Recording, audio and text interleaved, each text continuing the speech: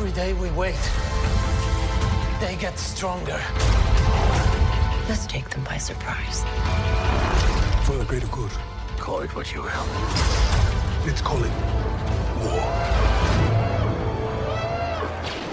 Rogue One starts here with Andor, and we're talking about each and every episode of Disney Plus original series on our podcast series, Going Rogue. My name's Don Blight, and joining me, Ashley Holby. Hey, Dylan, excited to be here. I am, I know that for sure. Let's jump I'm excited right to be into here on a Star Wars show that doesn't involve sand. There was only dirt, which is a bit different. There's dirt, I mean, not it's sand. similar color, but not sand. That's true. It's not so we're here coarse. to talk.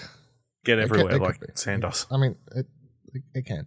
We're here to talk about the first 3 episodes of Andor, which dropped together. Really should have just been a movie, in my opinion. I'm just going to get that straight out of the way. Like having the little weird, having to watch credits every time was sort of annoying me when I'm like, can't just auto Credits and previously on, and then an intro. I'm like, so yeah, let me get my one big complaint out of the way, which is that. But yeah, overall thoughts on the first 3 episodes. Hit me. It's good. It's a slow burn, but it's good. Obviously, it looks visually very impressive. It's fun to see Cassian, who's obviously, what they say, 5 years before the Battle of Yemen. So this would be like 5 years before Rogue One. Yeah, because that ends right before. Yeah. Yeah, I'm enjoying it so far. I think, Diego Luna's really good. They've got an interesting. Can't remember what the protagonist, the antagonist. Mole Cop. Yep, that'll do. That's cool. And then we do. I think it's good that these first 3 episodes were kind of get together, because I feel like some people would have dropped off if these had been released separately, week by week. Yeah. I feel like the way they end, it very much is like they were meant to be just. It really is just one big movie, one big pilot, or like whatever. One big. I mean, it's really intro. just one arc, really. Yeah. Which is, but how does he get off this planet? Works so much better being able to watch him. I can't imagine this being split up, but it wouldn't have worked anywhere near as well, I don't think. No. I was trying to find that dude's name, but what is his name? No, that's the Sergeant Kosk. Is this the dude? No, that's not him. Can't find him. All these people. Oh, here we go. Cyril Khan is I believe this is the dude. This motherfucker looks like him on IMDb. Cyril Khan, aka the Mole Cop. That's what we'll just go with. Yeah, I'm loving it. I think it's everything. I mean, it's literally everything I wanted. I think I was like halfway through the first episode where I was like, wow, like it's. I don't want to like say too much about the visuals, but fuck the visual. Like, fuck the stupid volume. I'm sorry, like, and I'm like, there's some stuff in this that could have been shot in the volume, like, which is fine. As I said, I've talked about it before, where there's a time and a place. But holy shit, like, just the set design on this show, like, actual real sets. I don't like. Call me crazy, but the art of set, the art of just like making a place and filming in it. Wow, what a long lost time. So the show feels so much more alive and like an actual thing, and it's just looks really good and gritty, and it feels like Star Wars, but it feels like it doesn't. Yeah, so it feels more like actual A New Hope than it does like look wise than it does Rogue One, but. Definitely a lot more gritty, I guess. It's got that from the moment the show starts with him walking across that bridge and everything. You've got this whole sort of thriller vibe going on with like what's going to happen and everything like that. But no, I loved it. I'm going to go out there. I'm 3 episodes in, and I'm pretty sure if the quality keeps up, this is easily going to be the best Star Wars series on Disney Plus. Easily, in my opinion. Like quality for like I enjoy The Mandalorian, of course. Like but I have a lot more ups and downs with that show than I would like, especially in the more recent seasons. And like Obi-Wan was okay at best, you know, like okay to meh. What the fuck? Book of Boba Fett, we're definitely not fans of. Like, I think that's one show we can agree neither of us liked. So, yeah, I think this easily has the potential to be the best, which is interesting because, of course, it is the first non Favreau versus Star Wars versus sort of show. You know, it's just the first one we've got without that, and there's no Jedi, there's no major spin-off characters like Cassian Andor. Yes, he comes from a movie. However, it's literally a spin-off where he's the second character. He's not the main character, and he's not like some big character that most people know and love. You know, it's not like an Obi-Wan series where it's like, oh, okay, more of this guy sort of thing. It's just, it's really interesting, I feel, and everything that's here that's going on is the setup to him joining, like wanting to be part of the rebellion, I guess. Well, and we haven't even got there, like him being recruited. I'm assuming that's what Stellan Skarsgård's character's doing. Yeah, well, Stellan Skarsgård's 100% recruiting him. But the thing I find interesting that'll be good to see going forward is at this point in time, like coming off the first 3 episodes or the first movie length premiere, as I like to view it, it's very much like Yes, he has you can see he has a hatred for the Empire. I can't see him currently being someone who wants to fight, though. You know? Like, I feel like that's still... I still need to see that, and I feel like there's still going to be a little bit of pushback for it. Although, I definitely feel like one of my favorite lines in the whole 3 episodes, I can't remember exactly, even though I just watched it, but it was the one in the 3rd episode where he's like... Stellan Skarsgård's character says something like, don't you want to fight these bastards? Or, you know, like some... Do you want to really fight them? Yeah. Do you want to really fight... Something like that. So I thought that was just a cool one-liner. So, but yeah, I mean, just trying to think of all that. I love the fact that this first 3 episodes basically just boils down to, it's like he gets pushed on by dirty cops who he accidentally kills one. So now he's on the run. And then you've got... I love the opening of him going into that bar, music playing, totally sounded like the music from Drive. Like, yeah, this down for this, you know. Yeah, and then obviously getting into an altercation, and not meaning to kill them. Well, not meaning to kill the first one. No, well, he kills the second one, but to bit, yeah, I sort of understand why. He had to at that time, yeah. But yeah, now he's got to deal with the bloody... He's literally dealing with... And that's so funny, like, make this joke about the main bad guy antagonist being a mole cop. But he really is. Like, the thing is that he's... The interesting thing, right, is that's a corporate government that they're working... They're working for a corporation. Yeah. So it's not like an actual... They're not working for the Empire. No, well, they work for them, but the Empire is their boss. Yeah, but they're like... Is the thing. At the end of the day, that's why, like, the mole cop sort of I thing mean, they're makes sense. technically working for, I don't know, McDonald's. But, you know, McDonald's is under the American government, you know. But it's like, at the end of the day, these dudes, they're not the real cops. You know, they're the stormtroopers. Yeah. And they're coming in like they can run the place. They're lower than stormtroopers, so I mean, that tells you something. They're literally just mole cops. So, and it's and that dude, I give him props because I already hate him. Like, I hate his face. I hate the way he looks. I hate his stupid little squirmy face. I hate the way he talks. I hate the way he's tailored his suit. I just hate him already. Like, fuck this cop. What a fuck thing. This wannabe cop. Have you like, have you made alterations to your suit? Yeah. Yeah, I made put some pockets in. Nice tailoring. And his boss is like, nah, we don't want to, we don't care if someone actually did kill them. It's fine. Just say it was an accident. Done. Move on. I mean, the guy, no, well, he goes, they were in a place where they shouldn't have been, on duty in a nightclub that we're not supposed to have.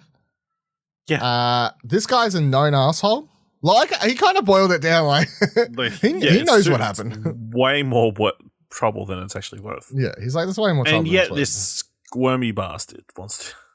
Yeah, Still chase our hero down. literally out to prove himself to be a big tough guy, but there he is at the end of the episode when everything's hit the fan, and he's just standing there with his jaw on the floor, basically. I don't think he even wanted to go in person. Right? No, I don't think he did. The guy's like, "Hey, you're coming along, right?" Yeah, this is definitely a scenario where it's like he's got his blaster. He's probably never fired it in his life. You know, no, he doesn't know how to use that thing. He has no idea what he's doing. So, so that's the. And what a great villain is what we're saying. Yeah, he's a great villain because I just hate him. So that's it. Straight away, I'm like, this guy's a fuckhead. I like little squirmy bastard. I just squirmy white dude. Squirmy white dude. And I already saw like because it took me a couple days to watch. I didn't watch it at launch, but I saw people like tweeting out like try and have people argue this show isn't political. And I saw. I mean, straight away, I'm like, I get it now. Like they're literally just bitch ass cops. Like, so, like there's no way to like try and win me way out of this one. So it's just, is what that one is.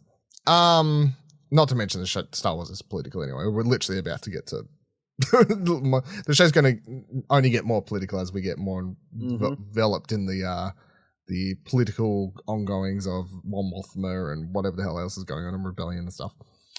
All right, what other elements we got going on? So let's take a step back and let's just break down the flashbacky sort of stuff as well. So do you like the way the show had been integrating the flashbacks and the way it all played out and stuff like that? I mean, as a whole, I think it works. Initially I was like, oh, are the subtitles not working properly? Is there a reason we can't understand what they're saying? And then, read online. It's like, no, nobody, even if you turn the subtitles on, there's no way to know what they're saying, which is fine. I don't think it's any different to any other alien species. You never understand what they're saying. Like, yeah. So, obviously, it's very interesting. Like, very much, I guess the equivalent of like it's the equivalent of like one of those lost tribes in the South America. Yeah. What do you think happened? Because I feel like there's this easy answer. Like, why are all these kids there by themselves? I mean, I assume their parents have all been killed at some point. Yeah, that's why. Because they by the mining people. Yeah, they mentioned it's a mining town that was destroyed or left or something like that. So I assume they're the kids that were left. The kids were made to fend for themselves, probably because the parents were killed off as part of some, for interfering with the mining effort, and eventually they'd mine the planet so much that the planet got destroyed. Yeah, that's why I assume something like that. Yeah. Yeah, the Canary, I think is the name of the planet. So, yeah. But yes, without hearing any dialogue, you can still tell. What's up. Him wanting to be part of the big kids, going on patrol, leaving his sister behind, getting angry at them for killing, I don't know, their leader or whatever it was, the person he kind of looked up to, and then he gets abducted.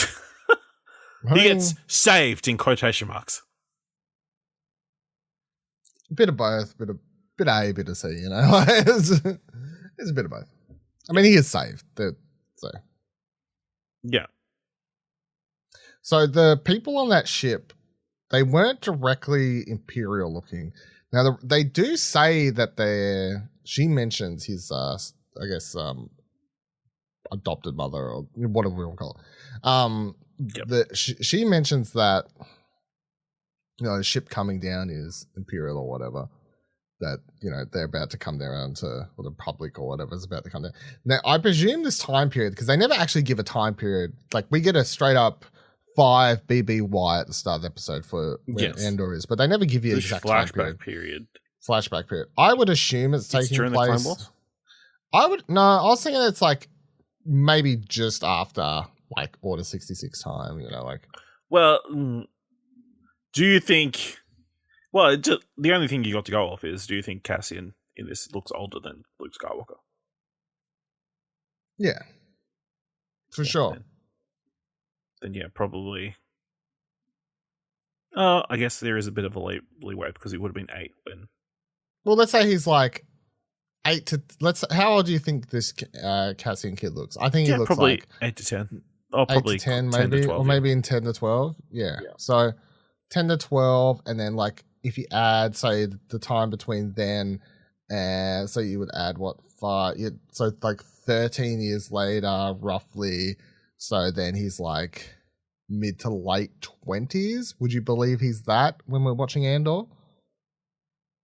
I feel like I'd put him closer to 30. Yeah, but sure. Probably, Space, living in the space world, it makes you age quicker. Yeah. So if we want to say like it late weathers 20s, you.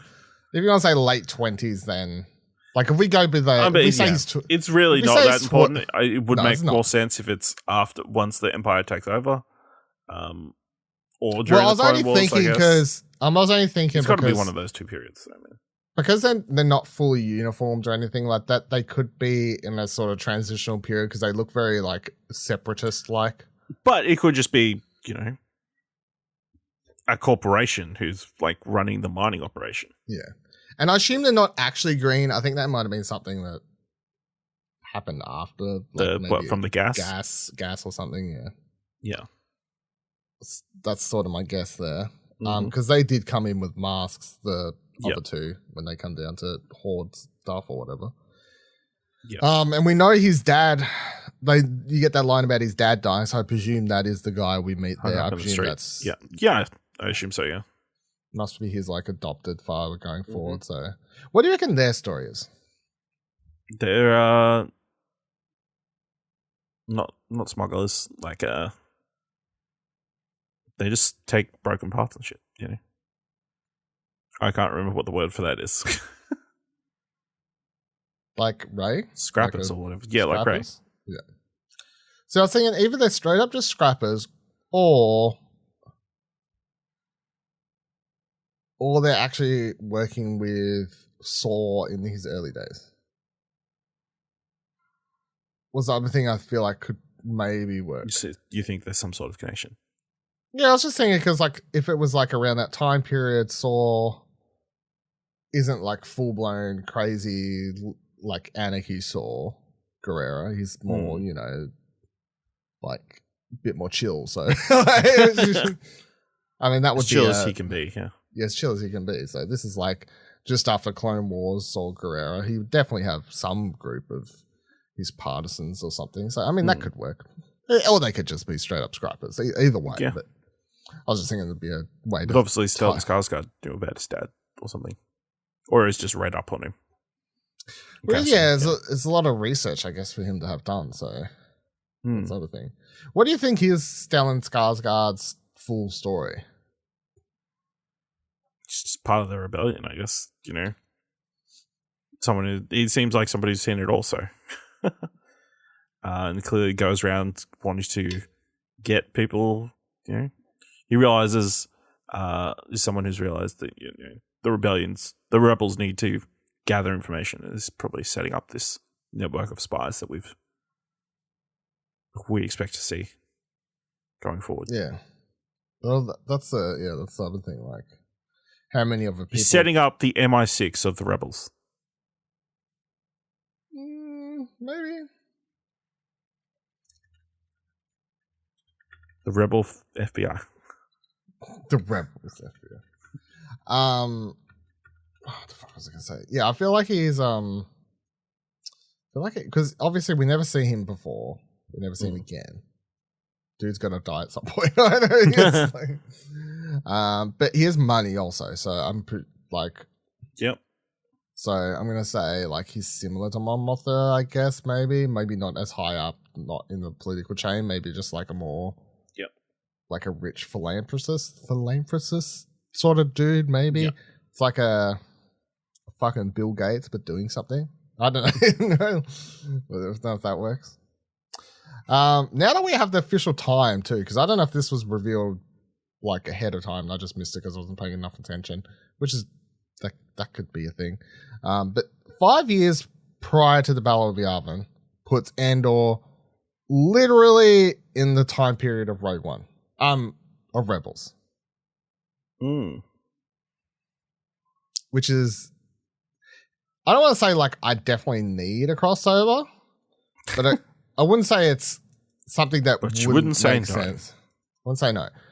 And I'm not talking, if I had to name one character from that series that would be cool to see in this, and that would make sense for this? Which one do you reckon it is? Sabine. No.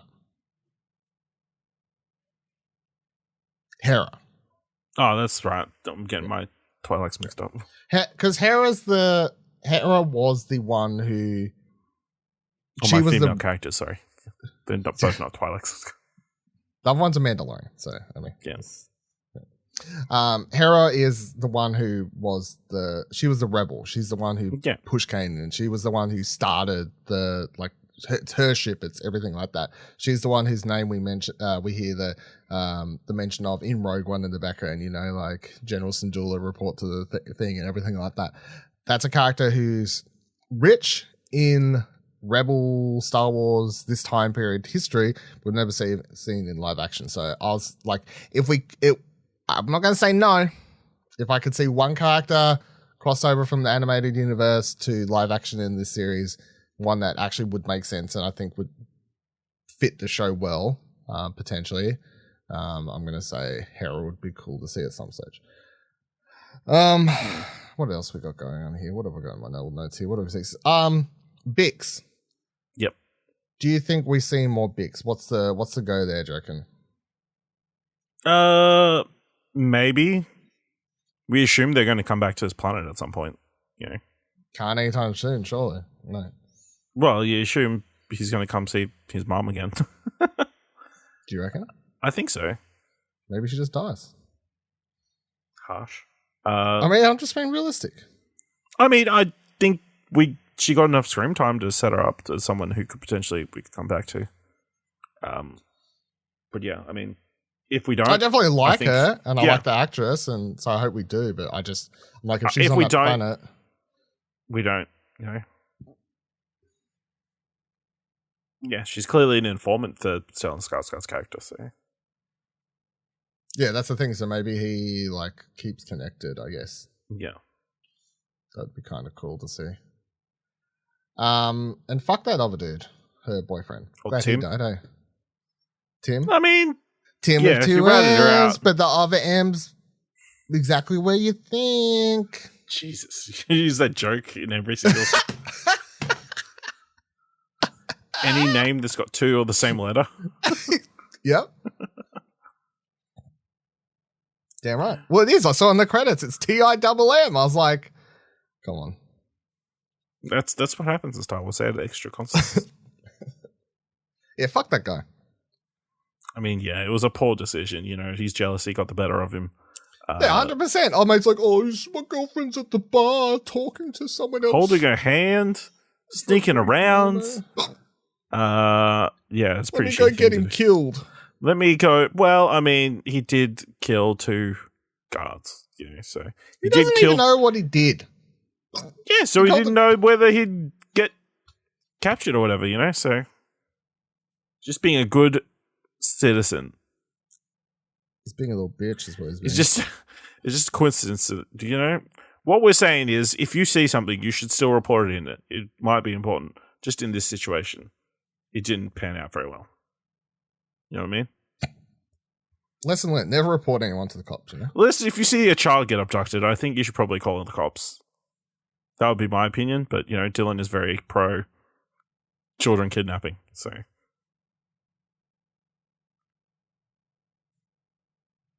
No, I'm not.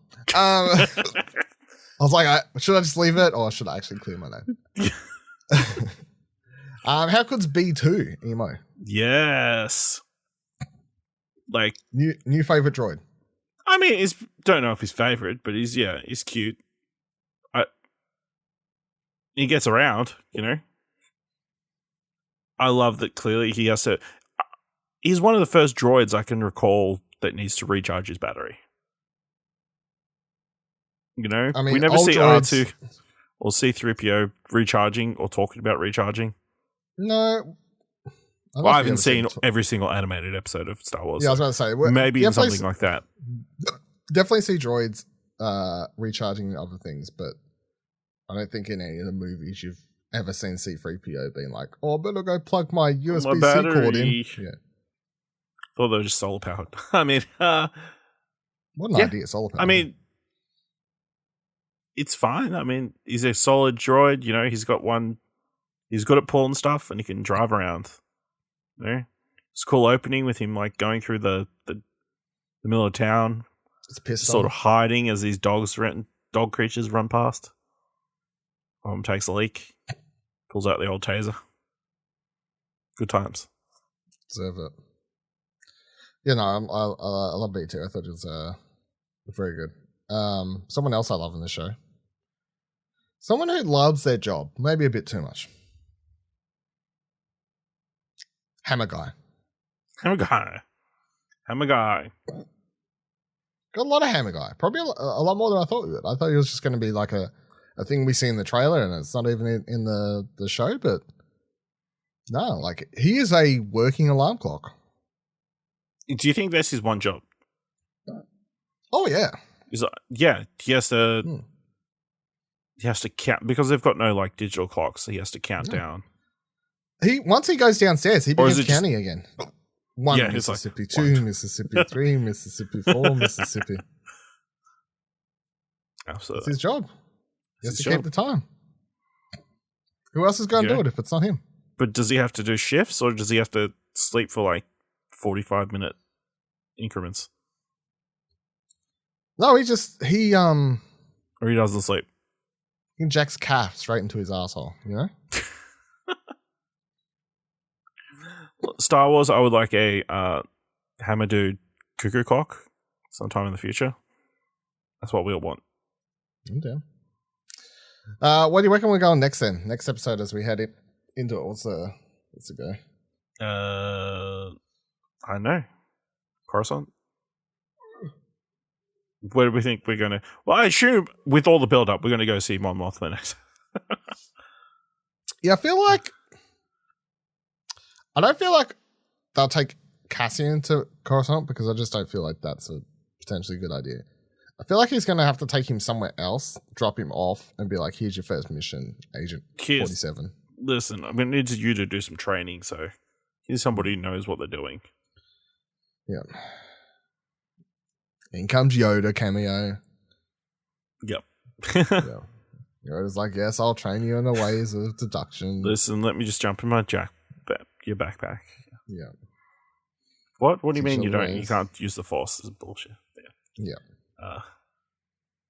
But yeah, it's a really interesting point to leave off. They could go anywhere.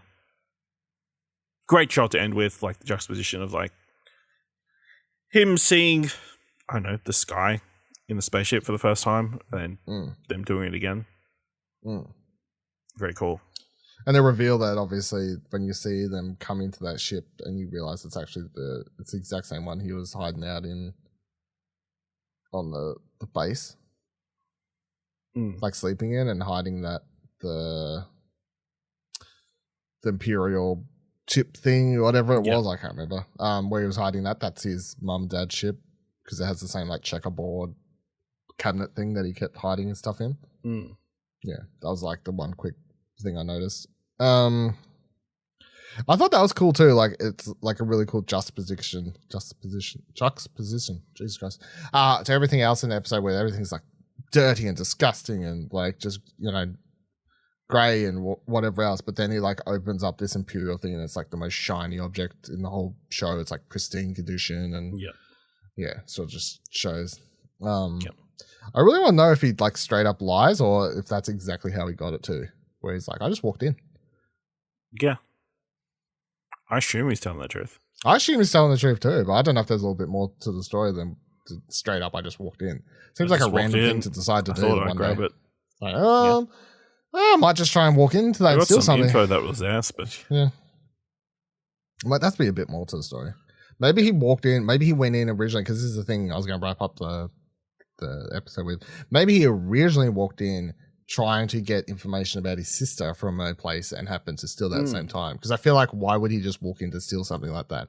It just doesn't really make much sense to me. He's got to make a living somehow. Yeah. True. But I mean, he's doing it. He didn't sell it though. That's the thing. He's been holding onto it. So like I think he's making enough money with his little thing he has going with Bix selling stuff. So what do you think? What do you think? This because obviously that's where the episode starts, is him looking for his sister. Do you think he like must have heard word, or someone like mentioned a Canary girl, or like something like that? Yeah. And he's Yeah, I think he probably just chases down any lead about someone from Canary. But I think I suspect it's a lost cause. You know what I mean? You reckon we'll ever meet his sister? I don't think so. I think it'll turn out she died on the planet. Yeah. With all the other children. I don't know. It's one of those things where if you're like, okay, well, she's alive, where was she in Rogue One? But then just because she's alive and not in Rogue One doesn't mean that she's couldn't be off somewhere else and just not part Just of the because they're fight. alive doesn't mean they're joined at the hip from then on. Yeah, exactly. So, I mean, she could be alive. Maybe she joined the Empire. Could be like a weird. Maybe she got recruited. Maybe They when captured the them other and people, brainwashed them into becoming part of the Empire. Yeah. maybe when they landed, like after he got saved, and then the next ship lands, they pick up all these kids, and his sister. That would be interesting. That'd be a hardcore swerve. Hardcore. Yeah. Oh, what the fuck? Anything else I haven't talked about? I love the them signaling through the entire town. The hitting of the hitting of all the metal stuff. Yeah. And just kind of the lead up to that moment of them with the fake car, the charges. Any of the action in this was pretty solid. That whole Whether it sequence was where the shootout and everything falling was pretty fucking sick. It was.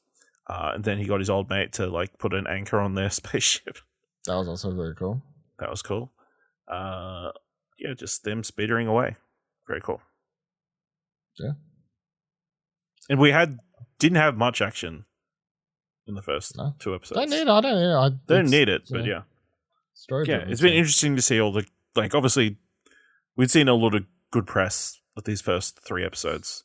Yeah, people who got early access were like, this show's good shit. So being able to say, they're right, it's good shit is satisfying, So I was just looking some stuff up quickly to be like things I liked about the show, just to be like, who did these things and have they done other things that I like as well? So firstly, the person who did, because the music's really good, like the score, I think it's like really effective so far. So that's Nicholas Britell,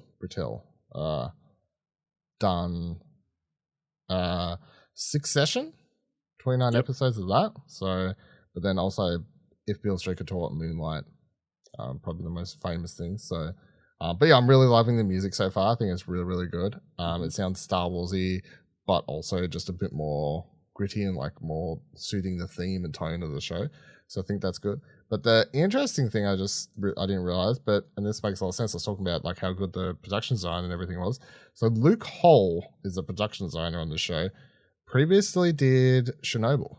That was the last thing that person did. 5 episodes out of 5. So all of the production design that, which is interesting because there's actually several cast members from Chernobyl in this series. Of course, Stellan Skarsgård, the most prominent of which. Makes sense. Very similar. Very similar shows, right? I mean, one's a space show and the other one's a real life terrific, but other than that, horrific event that happened. Yeah, but that's similar. Yeah, but no, the production design is really good, and yeah, the Chernobyl production design is really good too. So, great job there. And then another thing I was looking at is the cinematography. That's really good. But these episodes were done by Adriano Goldman. Some of people doing some different episodes and stuff, but they done 11 episodes of The Crown of what they've worked on. So some shout outs there, I just thought. All very good elements. So yes, because as much as I'm enjoying the story and the characters and everything so far, having a show not look like boring plastic and sand is certainly refreshing. And it's weird to say that's refreshing, but it feels like saying, it's really good this game doesn't have microtransactions, or something that I'm like shouldn't really maybe be a thing. But anyway, it's really good that this television series looks good. Yep. Odd, but appreciate it. All right. that'll do it. Thank you for joining us for this first episode of Going Rogue here on the Holocron Entries podcast feed. Of course, you can check out other Star Wars shows on the feed going forward.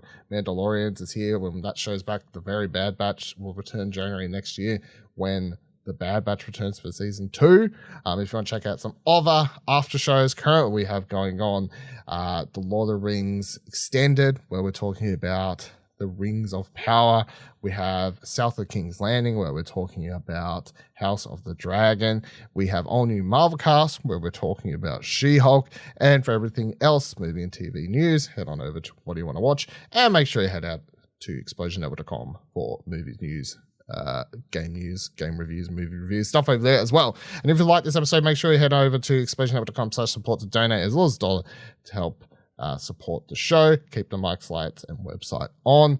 Until next week, stay rebelling.